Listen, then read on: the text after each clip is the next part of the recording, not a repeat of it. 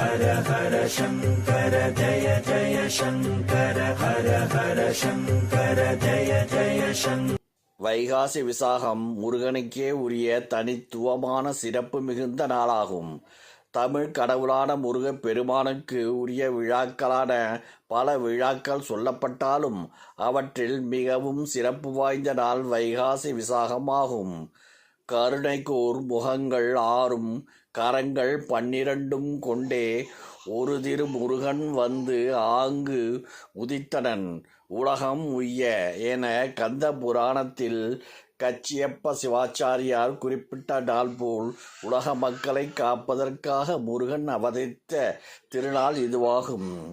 கொதிக்கும் கோடை காலத்தின் முடிவாகவும் வசந்த காலத்தின் துவக்கமாக கொண்டாடப்படுவதால் வைகாசி விசாக பெருவிழாவிற்கு வசந்த விழா என்று மற்றொரு பெயரும் உண்டு.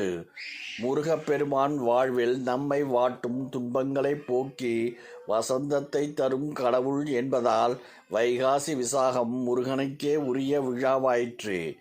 இதை உண்மை என சொல்வது போல திருச்செந்தூரில் வைகாசி விசாக பெருவிழாவின் போது முருகப்பெருமான் வசந்த மண்டபத்தில் எழுந்தருளி பக்தர்களுக்கு காட்சியளிப்பார்.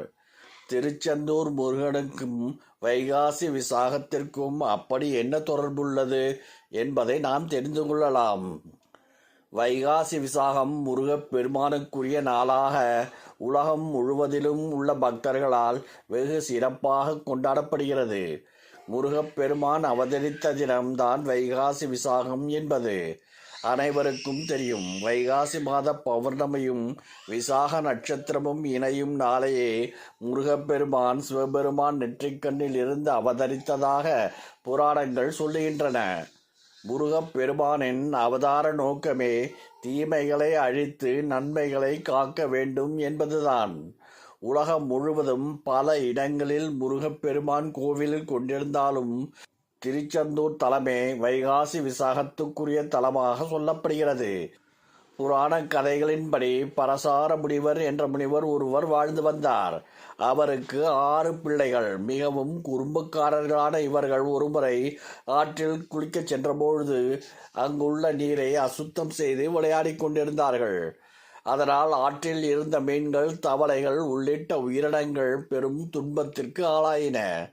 ஆனால் அவர்கள் தங்களின் செயலை நிறுத்தாமல் தொடர்ந்து ஆற்று நீரை அசுத்தம் செய்யும் வேலையை செய்து வந்தனர்.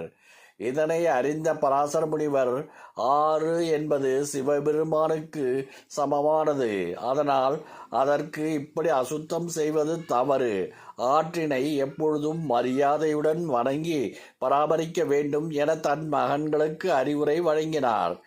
ஆனாலும் அவர்கள் கேட்கவில்லை. மகன்களின் இந்த செயலால் கடும் கோபமடைந்த பராசர முனிவர் தனது பிள்ளைகளை மீன்களாக போகும்படி சாபமளித்தார். தங்களின் தவறை உணர்ந்த மீன்களாக இருந்த 6 மகன்களும் சாப விமோச்சனம் என கேட்டனர். அதற்கு பராசர முனிவரோ பார்வதியின் கருணையால் நிவாரணம் கிடைக்கும் என்று கூறி சென்றார். அதற்கு பிறகு சிறிது காலம் ஆற்று நீரில் மீன்களாக அவர்கள் 6 பேரும் வாழ்ந்து வந்தனர்.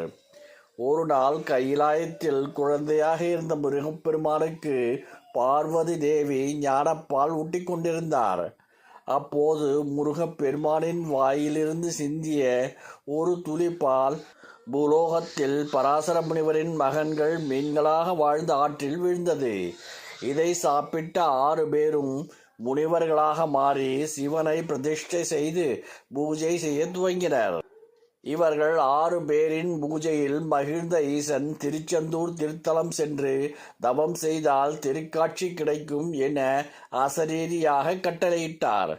அதன்படியே முனிவர்கள் 6 பேரும் திருச்செந்தூர் திருத்தலத்திற்கு சென்று தவம் செய்தனர். ஒரு வைகாசி விசாக திருநாளில் முருகப்பெருமான் அவர்களுக்கு காட்சி தந்து சிவபதம் அடையும் வரத்தை அருளி ஆட்கொண்டார். இந்த சம்பவத்தை நினைவு கூறும் விதமாக இப்போதும் திருச்செந்தூர் திருத்தலத்தில் 10 நாட்கள் நடைபெறும். வைகாசி விசாக பெருவிழாவின் போது வசந்த மண்டபத்தில் ஒரு தண்ணீர் தொட்டியில் 6 மீன் பொம்மைகளை இட்டு அவர்களுக்கு முருகப்பெருமான் சாப விமோச்சனம் அளித்து ஆட்கொள்ளும் நிகழ்வு நடத்தப்படுகின்றது. வைகாசி பெருவிழாவின் போது நெருப்பிலிருந்து அவதரித்த முருகப்பெருமானின் திருமேனியை குளிர்விக்க பக்தர்கள் பலரும் பால் குடம் ஏந்தி வந்து பாலபிஷேகம் செய்கிறார்கள். திருச்செந்தூர் திருத்தலத்தில் முருகப்பெருமானுக்கு பால் அபிஷேகம் மட்டுமல்ல, கருவறையில் தண்ணீர் நிரப்பி ஆத்ம சாந்தி அபிஷேகமும் நடைபெறுகிறது.